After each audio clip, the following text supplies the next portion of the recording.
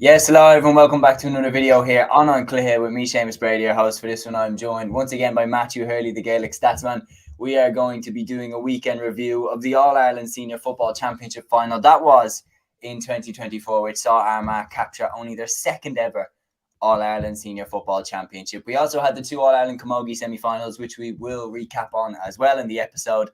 But Matthew, no doubt, the big story is Armagh winning the Sam Maguire Cup for only the second time in their history. Kieran McGeeney now a made man, All-Ireland winner as a player, as a captain, and as a manager. Absolutely sensational weekend for Armagh. Their fans travelled up in their thousands. I was there. Like, the way that Armagh filled Croke Park is a sight to behold. They were driving skips up as well and everything like that. I'm sure you saw on the sports show reels and everything like that. Incredible fan base, Armagh. Like, they have my ultimate respect. And yeah, they came out the right side of the result. Armagh All-Ireland Senior Football Champions for 2024, beating Galway 111 to 13 points in Croke Park. Just the first question to you, man. What did you make of the game? And then on top of that, the scenes at the end. You could see how much it meant to Armagh. Definitely so. Thanks for having me on again, James. Yeah, it wasn't a great game to watch. I'd put it that way compared to the hurling last week. I was watching on the TV, and I said to person beside me watching it as well that the hurling was the high creme de la creme last week, but this game was slow as ponderous. Like, it probably epitomised it when it was one score each from turnovers in the first half, and there wasn't that much of an oomph in the game, and really it set alight when Armagh got that goal. Stephen Campbell injecting a bit of pace in the wing and putting against Armagh to goal. But look, the celebrations we thought was always going to be eccentric, because whether it was going to be Armagh or whether it was going to be Galway, there were going to be massive celebrations at the end of it. So I think a lot of people were expecting a lot of colour, whether it be orange, whether it be maroon, a lot of colour to go around Croke Park, the flares to go off and everything like that. So that was kind of expected. That's kind of light. But the game itself, and it probably epitomised what the Gaelic Football Championship was this year. It was unexpected. There was unexpected results. Dublin and Kerry both going out earlier than expected in the championship. But in terms of the games themselves, they weren't that great. And you look at the Armagh Galway game, it wasn't a great spectacle in terms of a game of football as well. And to even look at the All-Star teams and stuff like that, I think this was, since I've covered Gaelic games on my own thing, it was probably the first year that I had the 6 defenders in lockdown, even before the final began. And I was saying that these are the 6 I'm going to go with.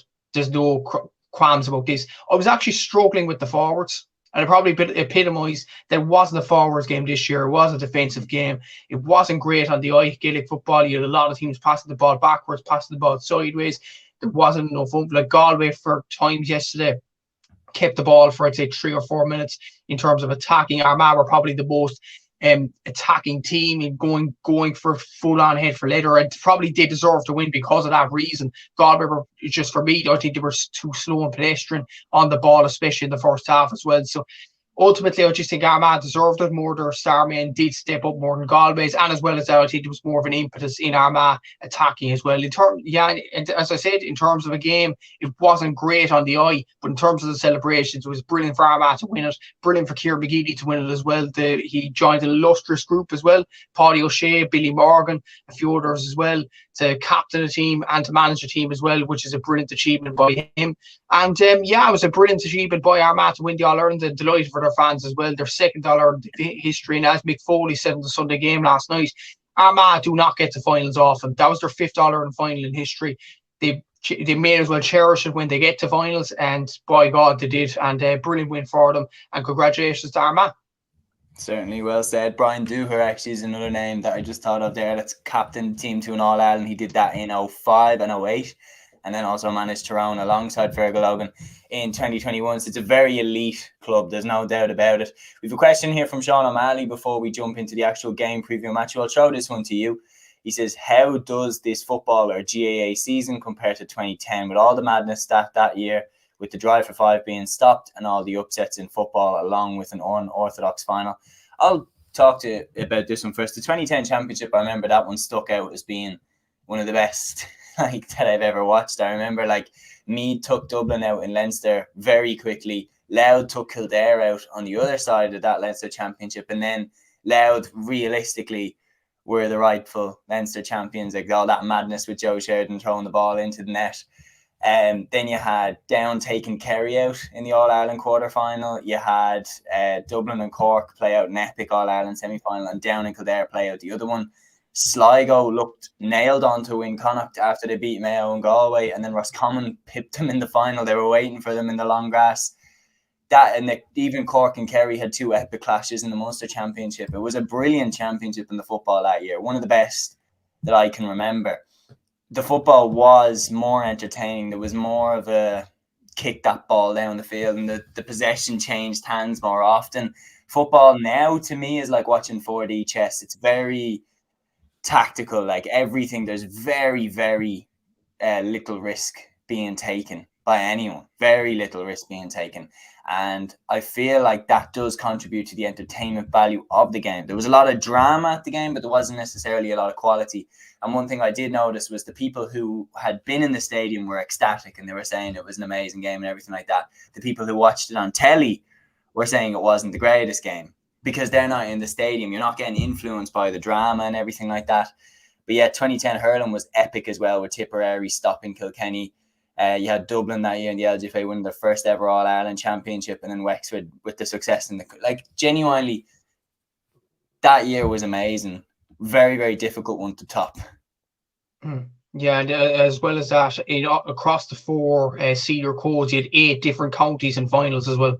So that was, like, 2011 was the last year where you had 8 different finalists, but that was one of the last years where that exactly happened. And yeah, I think 2010 was an amazing year in general in football, because you look at the landscape of Gaelic football back then, from the quarterfinals onwards. Let's take that for example. Down and Kerry, yes, Down shot Kerry, and you'd say by hook or by crook that was some game. But looking at that game, Down attacked Kerry from the very off that day. I remember Mark Poland got the goal. Poland. There was a brilliant performance from Benny Coulter as well. You had Ambrose Rogers in the middle of the field. They were absolutely excellent down that time. And even Kerry had a few chances. There was the shot that hit the back of the net, I think, through Marcus Shea or Killian Young, I have to remember. On the top of it. It was Killian Young, yeah, with the throw ball. And Kerry, and yeah, Kieran Donaghy had a chance, saved by Brendan McVeigh as well. Like, Kerry still has some good moments in that in that quarter final. Tyrone and Dublin. Tyrone had about 14 wides that day, but Dublin were very, very good on the eye. There was risk and reward in that game, epitomised by Paul Flynn hitting that shot off the post, O'Gara cracking the ball into the back of the net from the rebound. Yes, Cork and Roscommon wasn't the greatest of games, but Roscommon came into that quarter final playing that kind of defensive football, not coming out of your shell, trying to do everything you can as an underdog, so maybe that was expected.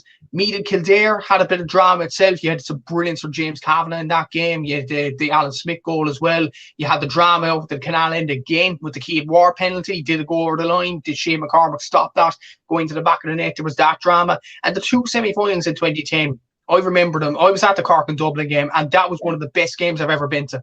I'll be honest, because both sides went for it. Dublin obviously got the goal early through Bernard Brogan. Yeah, that Cork come back in the game. Donald O'Connor stuck away the penalty. You have Ross McConnell getting sent off. I'm sure that hurts you for the inside chambers. It does. But to me, that was one of the best games, and just the atmosphere around Croke Park. That it was a full house. Many people don't recognise that because Cork is seen more as a hurling county nowadays. But that was a full house. It was rocking Croke Park that day, and it was just an amazing atmosphere. As was down in Kildare, like that shot towards the end. I can't remember off the top of my head. Kildare, Rob Kelly, that shot that hit the crossbar in the Canal End again, and yeah, that was an exciting end to the game. The final wasn't that great, but you still had some amazing scores in that final as well. You had Danny Hughes performing well. You had Donald O'Connor scoring a worthy of a score in that final as well. Daniel Gooning scoring 9 points. You had amazing stories in that final. It wasn't the best, but wasn't the worst final either. Now, if you take it to this year in the football, you look at the quarterfinals. Roscommon and Armagh wasn't a great game. Roscommon scored 1 point inside half an hour. That's not good enough, simple as. The quarterfinal, Dublin and Galway, yes, it was a brilliant win for Galway, and they caught Dublin on the hop. But looking back at it, Séamus, was it the best game of football in the world? Probably not. Probably not. And I think the game kind of slowed at times. Derry and Kerry was one of the worst Gaelic football games I've ever seen, I'll be honest, in that quarterfinal. And Louth Donegal was actually a very good game, but a lot of people kind of brushed that under the carpet as a poor game. But I thought that was very good because there was players shooting on sight. I thought it was brilliant that Louth were coming out of their shell. I think that was one of the best games of the year, in all honesty. Donegal and Galway was a bit boring because there was 11 turnovers each. Like, there was not enough oomph in the game in many ways. Armagh and Kerry was a good game, obviously. Went to extra time. That was a thriller. And then the final yesterday, I think it was a bit slow, a bit ponderous, but I think there's a few things that have ruined Gaelic football, James. And a lot of people go after me for this. Number one, the advance mark. I'm sorry, it slows down the game. I'm so against this rule because basically you could kick the ball from 46 meters into a fella's chest mark. A lot of people predict it. I think the mark should be kept, but I think it should be moved out further. What would you think about that?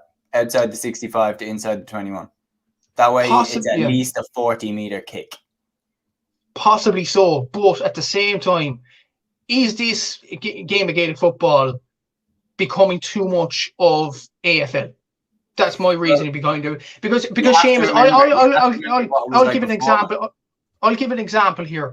Going back to 2010, the semi-final between Dublin and Cork, Bernard Brogan spinning Ray Carey. Back then, if you applied the same rules as now to back then, it possibly could have been a mark. It could have been a mark. Maybe. And Bernard Brogan might not have gone for the goal that time and cracked it in past Alan Quirk. We wouldn't have got that moment. So I just believe aerial duels inside is the way to go about things. I think the mark should be banned. I really think so. I don't like this rule. Outright, I really don't. I think it should be, yeah. Because I think it should just be moved back out further, man, because I think you have to put yourself in the mindset of why we brought in the mark in the first place.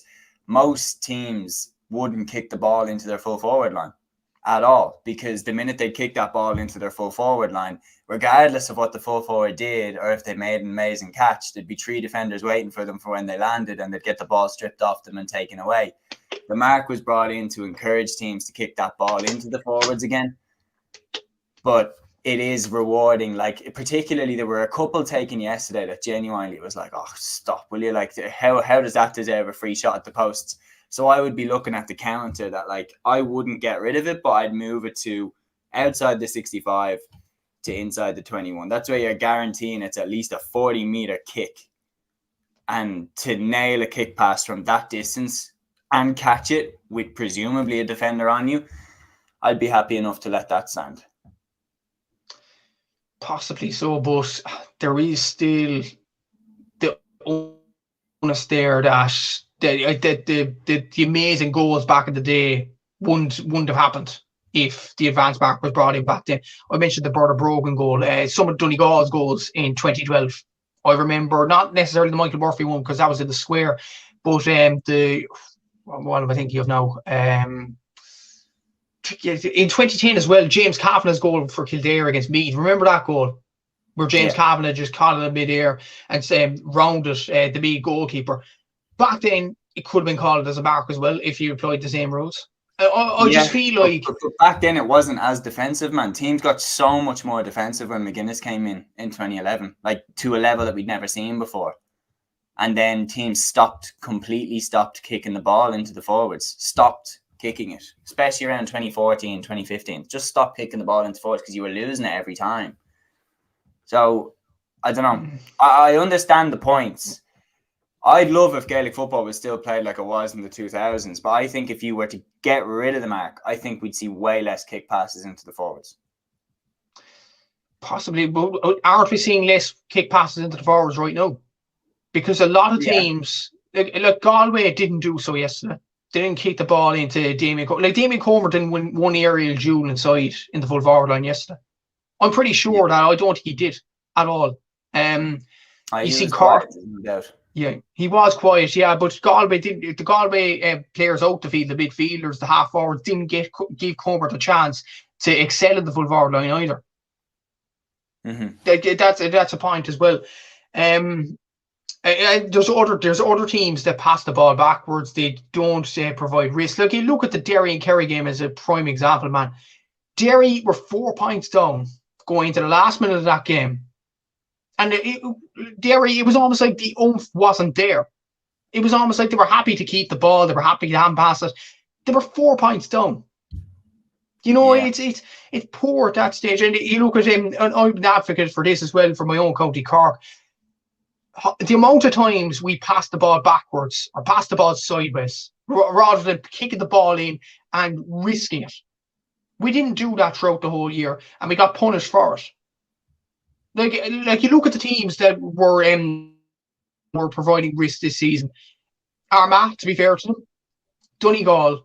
I would say those were the only two. In all honesty, possibly Loud as well, to be fair to them. I think these were the only 3 teams that were in Dublin because they knew how to do the advanced mark in a kind of skewed kind of a way, would passing the ball from 46 metres from 25 metres out into the breadbasket. But I'd say they were the only 4 teams that actually were providing risks and trying to do something in the forward line. So yeah, I just think it was a poor year of Gaelic football. It was unfortunate that way. But to be honest, Armagh were probably one of the best teams at kicking the ball forward, at providing risks, and ultimately they're All-Ireland champions. So maybe you couldn't complain in that kind of a light. But overall, James, I just don't think Gaelic football was a good enough year compared to years we've had in the past. Yeah, no, definitely. I would say it wasn't 100% a vintage year, but in terms of the standard of play. But I think in the drama and the excitement, I think it is right up there. I mean, if you look at Dublin getting taken out, if you look at Kerry getting taken out by Armagh the way that they were, and then you look at a completely inaugural pairing, novel pairing in an All-Ireland football final, Armagh and Galway, with both of them having so much on the line to getting a win and Armagh getting over the line. I think it was sensational in the drama side of things. And Kieran McBreen says as well here, mad to think both winners of football and hurling don't have a provincial title to go with it. A rare statistic. Yeah, no, it certainly is, especially when you consider that they both lost the provincial finals this year. And then Sean O'Malley says, hopefully, unlike the 2010s, there won't be predominantly repeating finals. And we have a variety of teams competing at the top, unlike the 2010s, where the 2 finalists went backwards and lack of competition. So yeah, post 2010, there's no doubt, down fell off a cliff after 2010, which to be honest is quite surprising when you look at the team that they had. Cork had a couple more good years, and then I feel like 2013 was probably the last time I really thought Cork were All-Ireland competitors with that team, and they still haven't got back to that level. I don't think since. It's the same, like Cork peaked around that time, Dublin peaked at that time in hurling. Interesting year it was. We'll go back into the game now. So starting off with it, a very, very cagey opening half. There's no doubt about it. It was a very cagey first half. The highlights for me, Paul Conroy from midfield. His kicking was absolutely superb. Oisin Conaty hit some lovely scores. Cian Darcy got one and Barry McCambridge got a beauty. Finished 6 points each at half time. Why were both sides cagey, in your opinion? Because it was undoubted. Like, everybody could see both teams were very, very nervous of making mistakes. Just the fear of falling behind in an All-Ireland final, I guess. That's basically the only reason that I can come up with between these two sides, because they would have been. It was a novel pairing, obviously. Like, neither side wouldn't have been used to playing in All-Ireland finals as such. I know Galway played there 2 years ago, but I just feel like it was cagey. It was defensive at times. Like, the turnovers, I have the exact stats here, was 3 turnovers to 3 in the first half. 6 turnovers overall in 35 minutes of Gaelic football. Probably epitomised. It wasn't a great game of football. A lot of it was Armagh kicking the ball short. I know Galway intercepted one with Rob Finnerty, and it was unfortunate. Actually, Rob Finnerty went off. I think that was the saddest part of the whole game, to be honest with you. I just think he was excellent in the first few minutes. He got an assist. He won a free. He got a point himself. And then to get that injury, it was just unfortunate for him. And I think he had an excellent year, albeit, but unfortunately, he had to go off. How big do you think that was, his injury? Because we got asked that on the GA hour this morning, that if Rob Finnerty had stayed on, he might have taken a couple of those free kicks that Walsh missed. Do you think Galway might have won? I think so, yeah, because you look at Finnerty from the start of the game, I think he started really, really well.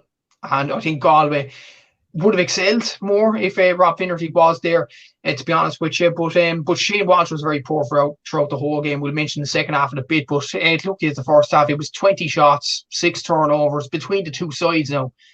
8 frees conceded. like, again, there wasn't much to report. Like, it was all possession. It really was. Like, Galway were keeping the ball for 4 minutes. It was Armagh keeping the ball for 4 minutes. It was a poor, really, style of Gaelic football. And it was just hard to, pinpoint a lot of players as well. Oshie Connolly, as you mentioned, 3 shots in the first half, 2 converted, which was really, really good. Paul Conroy was one of the standouts for Galway as well. So was Ben Creeley, to be fair, in the middle of the field for Armagh. There was a lot of star performers, to be fair, but like, the game was slow. It was pedestrian. It was hard to get into, in fairness. And to be honest, Seamus, the highlight was, I'm sure we're going to talk about this as well, the seagull on the pitch. I think it was a star in the making. You know what? He tried to make a name for himself in the All-Ireland final, and he did, to be fair to the seagull, and fair play to him. I don't know what we'll call the seagull running around with the pitch. I think there was a tweet going around about his heat map near the Cusack end, and yeah, it was a bit of banter around Twitter at that time, but yeah, I think, to be honest with you, here says that injured seagull was an extra defender for Armagh. He played on the wing. Brilliant. Yeah. But yeah, so the seagull, I remember looking and being like, yeah, his wing is in bits because he's not flying off that. He paid good money for that seat. He ain't moving. And anytime the ball went near him, he would just like flap his wings and kind of run away. And exactly. Eventually, he was taken off the pitch. Conroy hit the last point of the first half for Galway, and then Ben Creeley hit the last of the half for Armagh. We went in at 6 points each. Kieran McBreen is giving him a name here, Stephen Seagull. Very good. We'll go with that. Stephen Seagull. In the second half, Conroy hit his third, an absolute beauty in this 36th minute. Rian O'Neill hit a beauty for Armagh in the 40th minute. So when the scores came, we were seeing some beauties. Shane Walsh hit a cracker in the 41st minute. Galway led by 1 in the 45th minute, but more or less the same pace of the game had always maintained. Then the big moment came in the 46th minute. Stephen Campbell, who had only just come onto the pitch, gets involved in the play, fists it across the box. Aaron McKay pounces, palms it into the back of the net with power. Armagh now led 1-9 to 10 points, and let me tell you, man, the stadium took off when that ball hit the back of the net. It really felt like Armagh really believed when that hit the net that they were going to win it. Yeah, and it seemed like kind of a moment to win the All-Ireland in its own right. And it was funny, actually, Stephen Campbell, I see somewhere online this morning that Stephen Campbell, he said that at the corner of his eye, he thought he seen Rian O'Neill and he passed it in. But if he knew it was Aaron McKay, he would have fisted it over the bar. I don't know, is he telling porkies, or what's the story with Stephen Campbell there? But yeah, it was a great assist, to be fair. Like, he ran at that Galway defence. A lot of people wanted that to happen throughout the whole game. A lot of people were neutral because of the novelty of the final. A lot of people just wanted somebody to run at a defence, and thankfully it happened. Stephen Campbell ran at this Galway defence, Aaron McKay back in the net, and the game exploded to life then, and Galway had to open up after that. They had to chase the game, and they did towards the end of it, to be fair. And yeah, it was a good finish from Aaron McKay, wasn't it? It was his first score championship 2024, and good time to get it. It really was a brilliant goal, brilliant fist into the back of the net, and yeah, the game set off from that moment onwards, and yeah, I kind of believed that myself, that Armagh were going to win that final as soon as that ball hit the net, and yeah, it was a brilliant goal to get. Certainly was. Sean O'Malley here says Galway's injuries finally caught up with them.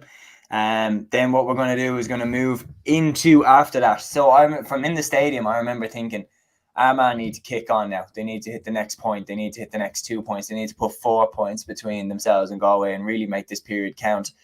They didn't score until the 61st minute, yet Galway still didn't really, make them pay to the highest level. Galway had closed the gap back to 1 point, yes, but they hadn't pulled them back in. To go from the 46th minute to the 61st minute without scoring, and then to still be ahead, it is quite interesting. Like, it shows that the game was definitely played at a slow enough pace, and scores were definitely at a premium.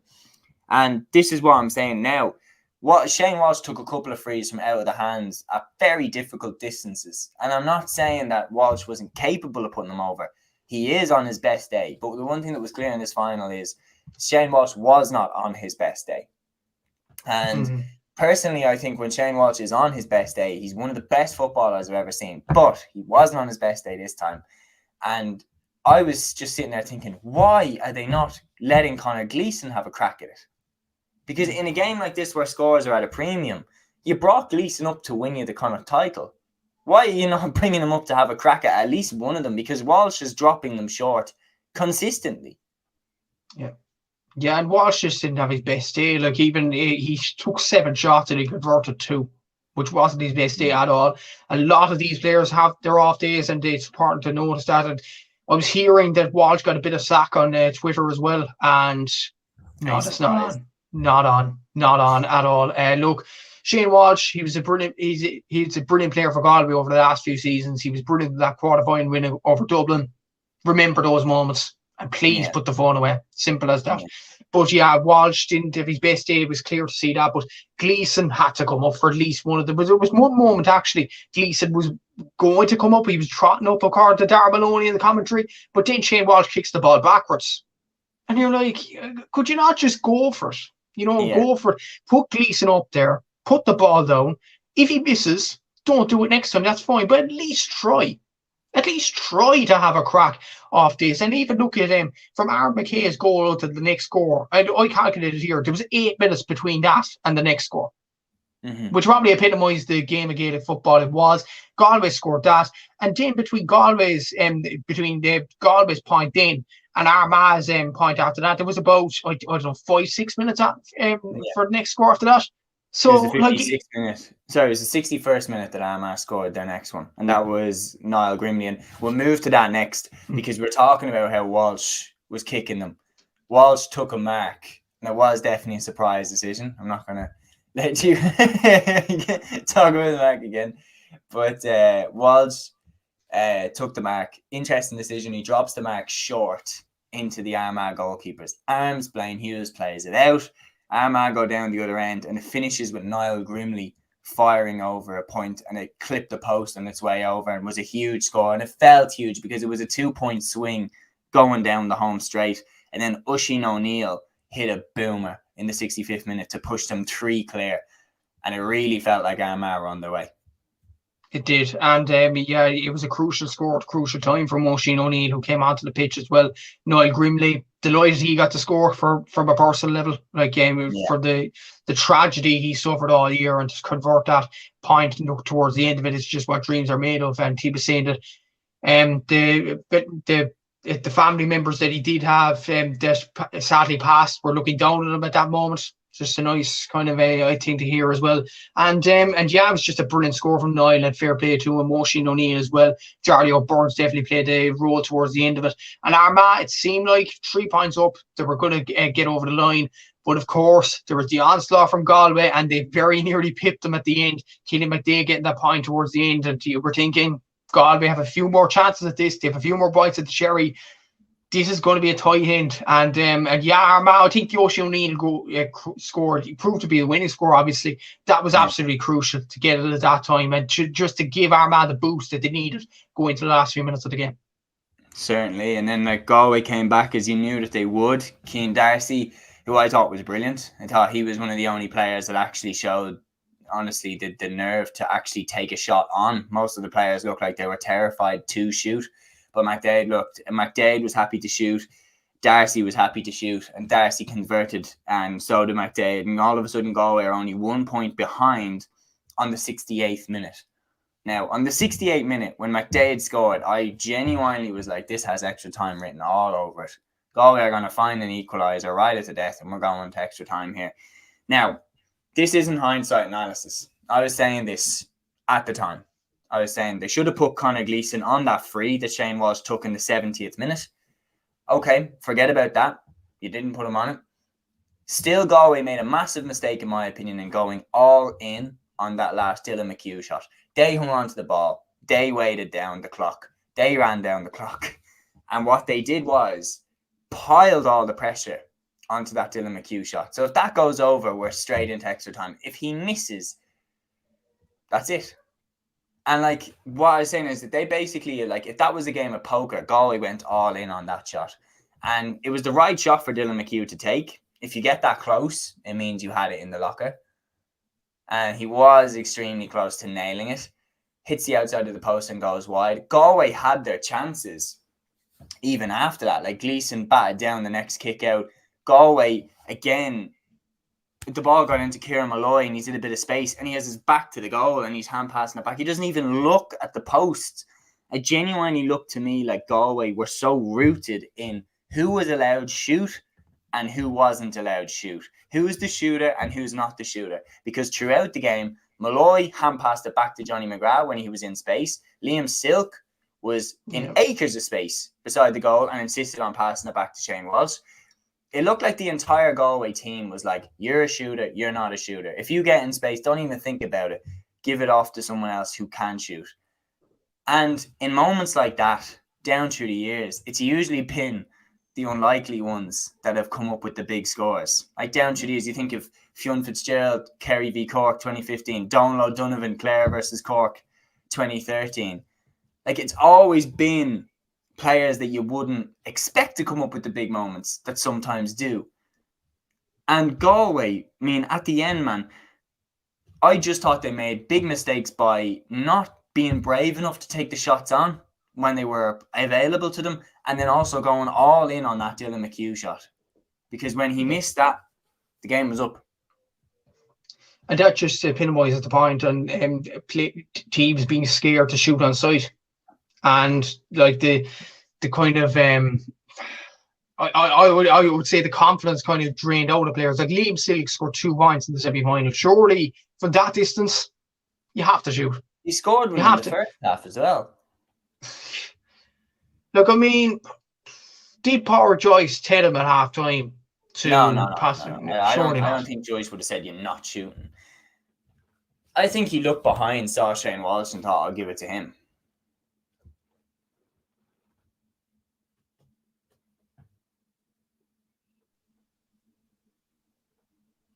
Surely not. No, I don't think Joyce did that. To be honest, I think he's a smart coach and he would have given the confidence for Liam Silk to shoot on sight in that instance as well. But like everything Galway, they were passed the ball backwards and backwards for the Dylan McHugh shot.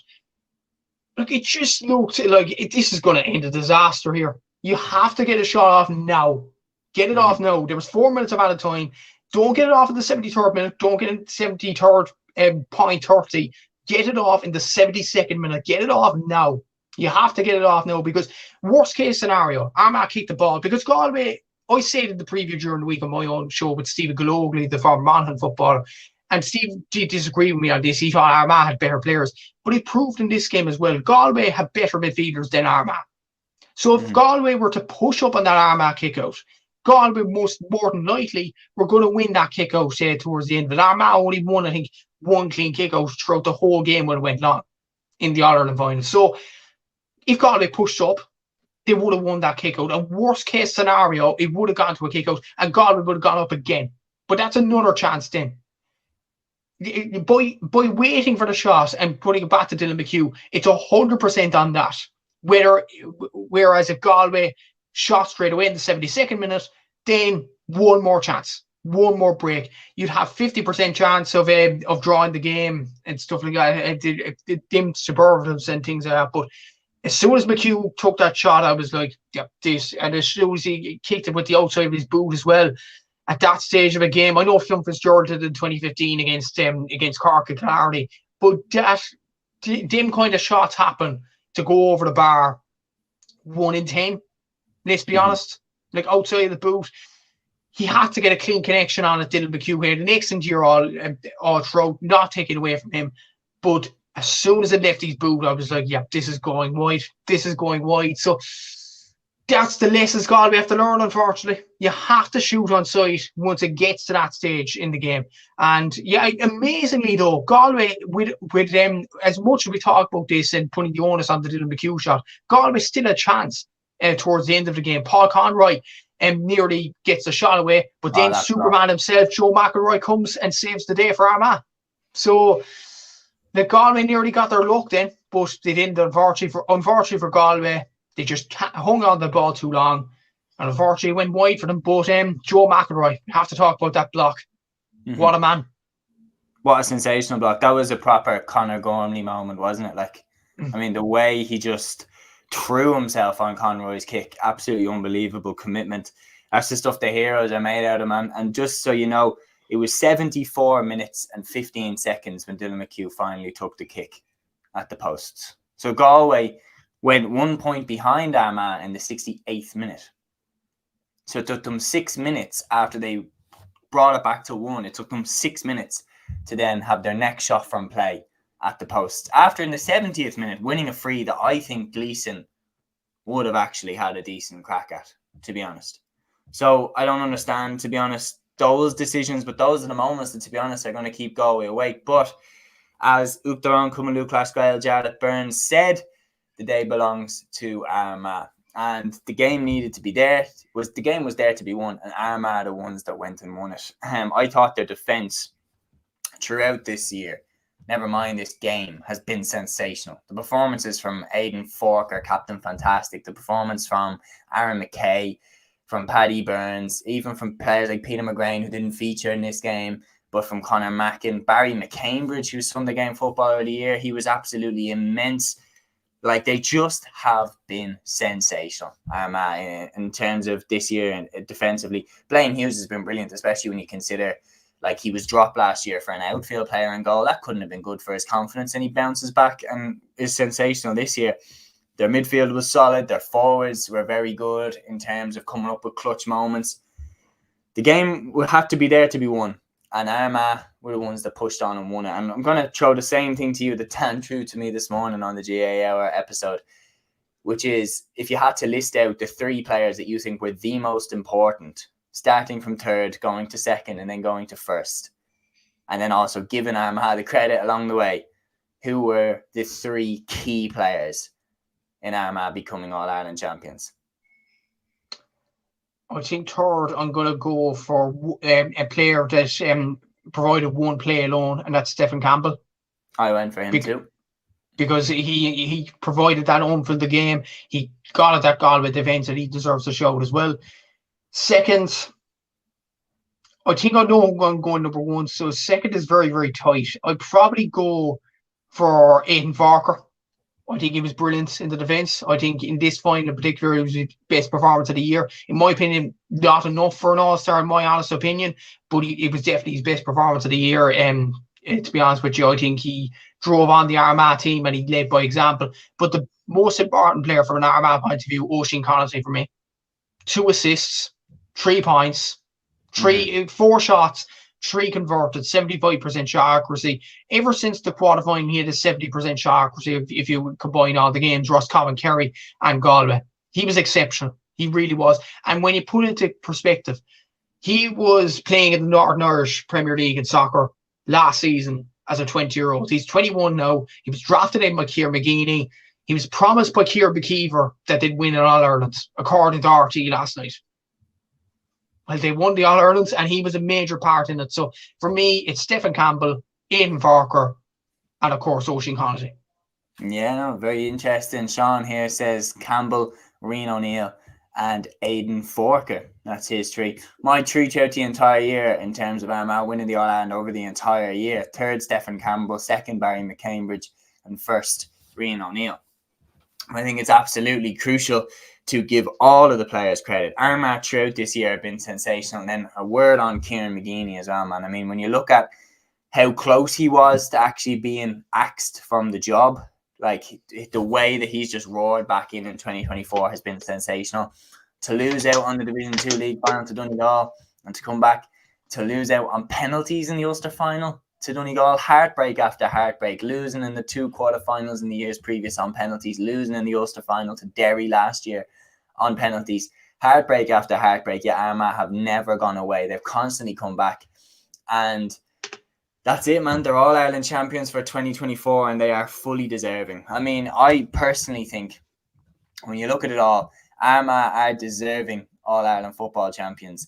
And I'm sure the Armagh fans won't get tired of hearing that. Armagh are the All-Ireland football champions for 2024, fully deserving. And they won in a very tight, very tense All-Ireland football final against Galway. And I remember a few years ago watching Armagh play Dublin in the Allianz League in round 1 of the Division 1 season that year. And I remember Armagh put on an exhibition. Rian O'Neill was out of this world. And I remember really sitting up and taking notice of Armagh at that time.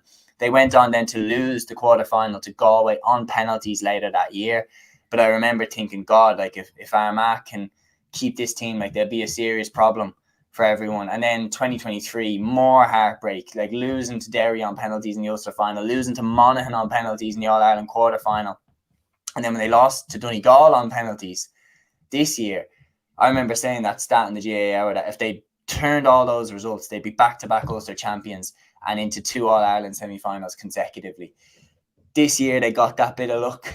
Like, the McCambridge goal against Kerry was a bit of luck in their favour. The McKay goal was brilliant, but it definitely, you know, Gleeson might have got there first. Like, they did get little bits of luck in this game. And a game like that, it was very 50-50. Like, the teams were very evenly matched. On another day, Dylan McHugh's shot goes over and the game might go to extra time.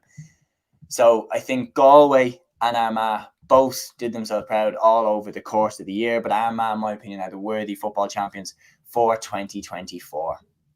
Now, we have a question here from Sean O'Malley just before we wrap it up. So he said, do you think football is going to have so much more competition now and this year isn't a flash in the pan like 2010? Hopefully with new rules, we can get some of that quality in the noughties back. I do agree. I think it will get more competitive. I think when you look at like Tyrone now, for example, I think they're going to come strong. I think Donegal are only going to get better. And I actually think Dublin and Kerry could be in for a bit of a lull over the next few years. And Derry as well, they're an unknown quantity. Like, there's a lot of teams that are unknown quantities going into next season. The last thing we'll talk about just before we wrap this up, Matthew, the scenes at the end. But obviously, Duan Cummins, Luke Pascal, Jarlath Burns lifting the cup with his son, Jarly Og. I mean, do you ever see that happen in the GAA? I don't think that's ever happened in the GAA. You could really see in the stadium, and I mean this, you could really see how much it meant to them. Like, they were delighted. Yeah, exactly. I haven't seen a county euphorically celebrating All-Ireland since, I'd say Donegal in 2012. I'll be honest with you. Like, that was an amazing sea of orange, obviously, that Armagh provided to Croke Park. They've done brilliant throughout the whole year. Obviously, worthy All-Ireland champions as well. And hopefully they'll bring it into next year as well, and the years after that, because Armagh, there is, the onus to build a dynasty. I don't think Armagh will necessarily do that, but it is important to back up that success, winning Ulster title as well. But Ciarán McGeeney, what a job he's done to the 16 clubs that voted him out. Show yourselves, lads. Show yourselves.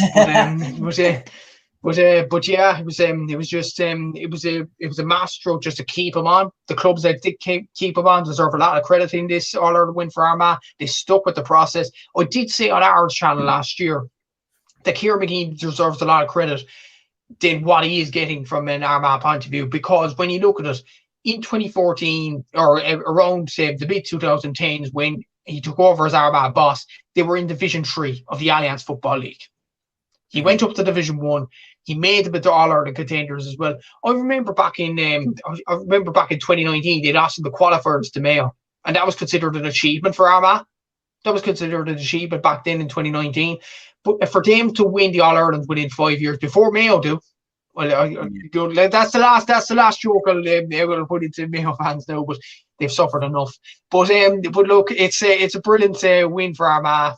Fantastic win from where they've come from to where they are now. It's absolutely exceptional. But in terms of the Gaelic football, before we get into the Camogie semi-finals, just in terms of the Gaelic football landscape, I'll be honest with you, Séamus, I think 8 counties realistically have a thought in their mind that they could win Sam next season. You probably have Kerry, Dublin, Galway, Mayo, Donegal, Derry, Armagh, and Tyrone. I think those 8 are probably realistically thinking that they win the All-Ireland. Possibly Down could be a dark horse next season. No, when I you don't look think so. You don't think so? No. But like Down and Roscommon, if they get a bit of form in the league, possibly could be in thereabouts. But I think it's going to be them 8 teams and them 8 teams only that'll challenge for Sam next season. Yeah, no, I just, sorry to be harsh on Down, man, but I just wasn't impressed with them at all in the Tailteann Cup final. I thought that they were very, very average in that final. I thought, like, considering, how badly they beat Laois the year previous, and Laois were in Division 4 and had been beaten this year by teams that are nowhere near All Irelands, and they gave Down a lot of problems. Sean says here, Division 1 final next year. Division 1 next year is going to be madness. I certainly agree. Kieran McGreen says, to be fair, the slack McGeeney and Armagh got was warranted to an extent. They couldn't get over the line till yesterday, and how many other managers would be given a 10-year spell with their county. But the truth is that that faith that Armagh had has absolutely paid off. And like when you look at where McGeeney picked Armagh up at to where they are now, as you said, they were in Division 3 when Kieran McGeeney picked them up. He went through the divisions with them up to Division 1. I'll never forget that performance against Dublin in the opening round in 2022. They absolutely torched Dublin in Croke Park. Rian O'Neill put on an exhibition. And then to go from there and to go through the heartbreak of losing 4 penalty shootouts that could have absolutely transformed your legacy as Armagh boss, because you could have had back-to-back Ulster titles, and to keep going through all the people saying that you didn't close out the games. And Armagh had never had that bit of luck that other teams had. They always got unlucky. And the other thing about Armagh, while they suffered the most heartbreaking of defeats, this year they suffered the most dramatic of victories. Against Kerry, they won right at the death. And against Galway, they won right at the death as well. They are worthy All-Ireland champions, not just for this year, but for the journey that they have been on as a group. And I am so happy for them and their fans. Their fans are sensational. They lit up Croke Park. I'm delighted for them. Worthy All-Ireland champions 2024. So what we're going to do now, we're going to move on to the 2 All-Ireland Camogie semi-finals. We're going to start with the one that was competitive. This one was between Galway and Tipperary in Nolan Park. Galway won 12, Tipperary won 11. Revenge for Galway for the defeat in the very Camogie League final at the beginning of the year. Heartbreak for Tipperary. They led 1-11 to 1-9 going into the final 2 minutes, but Galway hit the last 3 points without reply from Carrie Dolan first, Denny for Donoghue, and then Carrie Dolan, 63rd minute free, pushed Galway into the lead and was the match-winning score. And very fitting for Carrie as well, because when you remember, she missed the free, which could have levelled the game in the league final back when Tipperary actually pipped Galway by a point. So this time it's Galway's sweet 1-point victory, and they're into the All-Ireland final. This was an even game throughout, to be fair. Like between 2 sides that'd be up at the Camogie pedestal, to be fair to them. Like 54% shark received both between both of them. 1-7 for play by both of them. The deciding factor was, and by the stats as well, Carrie Dolan's free towards the end of the game. 6 wides between the sides as well. Like there was no separating them up until the very end of it. I think Niamh Mallon's goal in the second half was very, very crucial, to be fair. She finished that off very well, in fairness. Tip had it in their grasp, so Clodagh McIntyre had a good performance. Emer McGrath at times performed well in this game. Probably not up to the heights that she has done all season, but very good performance nonetheless. Caught the Van scored a point after coming on. Emer Lookman had a very good performance as well from a Tipperary point of view. I was thinking, is this going to be their day? Are they finally going to banish those demons? They didn't do it. And I think Dennis Kelly's team will be probably remembered more so by being bottlers. It's kind of like the situation with Armagh in the football before they got over the line yesterday. Until you get over the line and get to the final, you'll always be remembered as the side that chokes in the semi-final, the side that doesn't get to the final. And it's just unfortunate because Tipperary had an amazing year. They only lost 1 game up until this weekend as well. That was Waterford in the Munster Championship. So I think they should be very proud of their efforts this season, but ultimately it all ends in tears for Tipperary after that Carrie Dolan free to level the game. But Niamh Mallon stepped up. Niamh Kilkenny scored 2 points as well. Her comeback this year, I think, has been amazing. She hasn't played over the last few years because of family commitments, to come back into the game this season and a high-level stakes game in the semi-final against Galway, the quarter-final, don't forget, against Waterford as well. She has been inspirational for this Galway team and probably the leader that has got Galway into the All-Ireland final this season. Aoife Donoghue, again, good performance. Ailish O'Reilly, you have Niamh McPeat there from a Galway point of view. So Carrie Dolan converted nearly all of her frees. So well-deserved win from a Galway point of view. Commiserations to Tipperary. What I will say though, Séamus, the scenes at the end with Carl Murray and Dennis Kelly, going about their business on the sideline, I think it was just a shame, because both sides are very high in the Camogie pedestal, as I mentioned. It was a decent game between 2 evenly matched sides. And just for the game to end that way, it was a shame. It really was a shame. Did you see exactly what happened? I actually didn't see anybody who hasn't seen it. Yeah, I haven't really seen what happened, but just for them to have a bit of a, kind of coming together when the final whistle goes after a decent game of Camogie, it was just, I don't know, it just didn't look right for me. And to be honest, Séamus, if Davy Fitz, for example, did that, if Davy Fitz wasn't great to defeat like Dennis Kelly was, we would be talking about it in the media for weeks. Let's be honest. But because maybe so, yeah. But this year after his antics after the Clare game.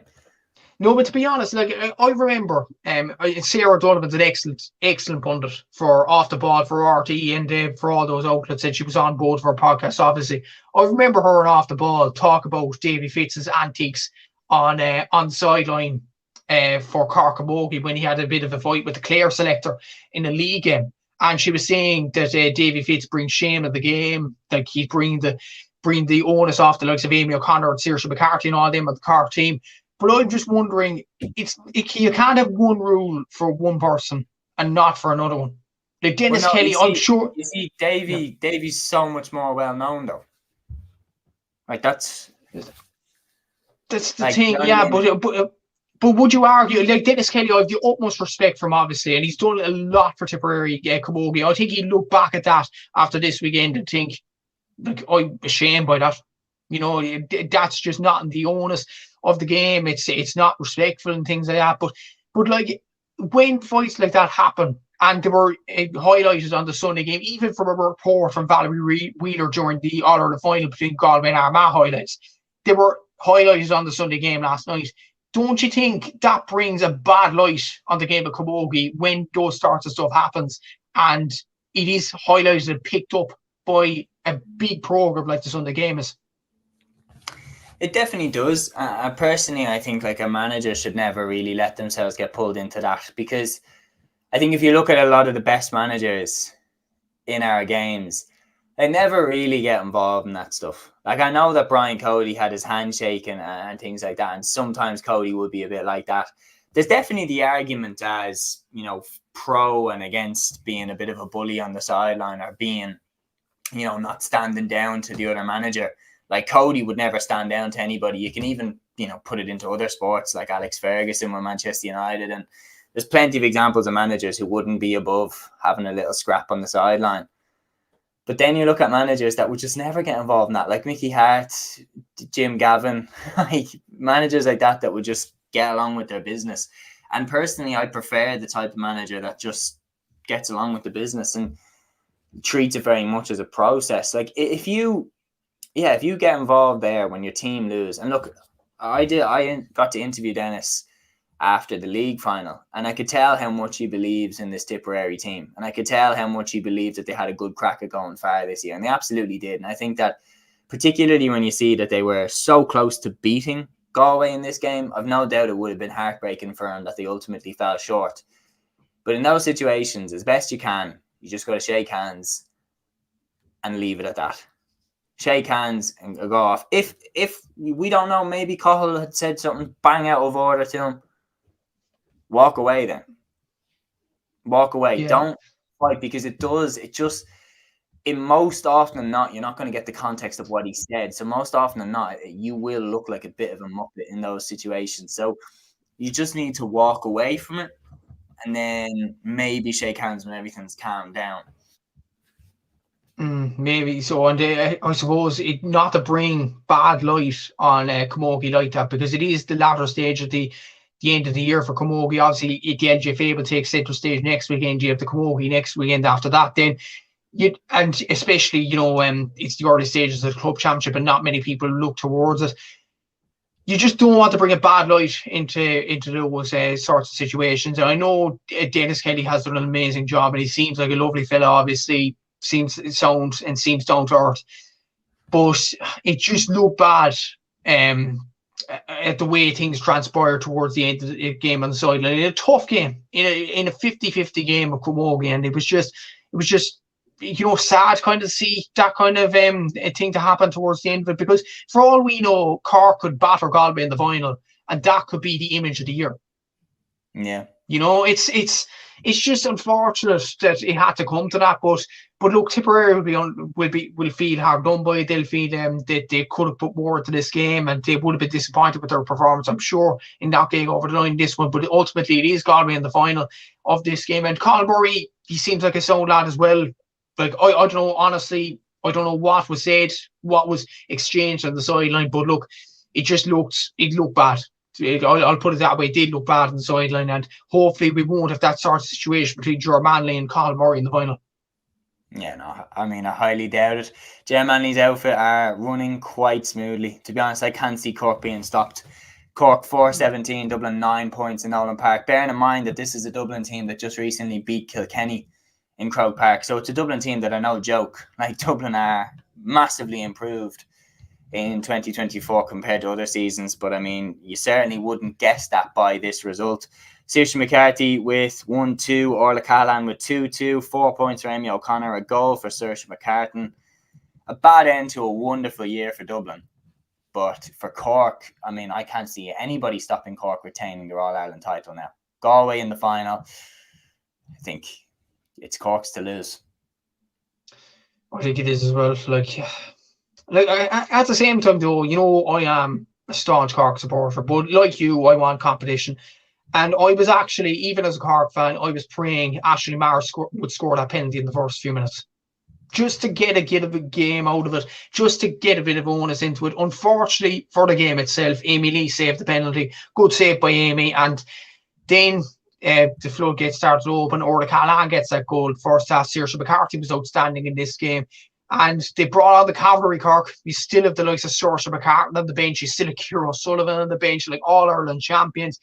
Like, it put this into context. Galway have Sarah Dervin gone, Shauna Healy gone, Emma Elliver gone, Siobhan Gardner gone. Cork could still call upon Saoirse McCarthy, who can't even start on the team. They could still call upon Ciara O'Sullivan. They could still call upon Clodagh Finn with an excellent performance, to be fair to her, when she came onto the pitch.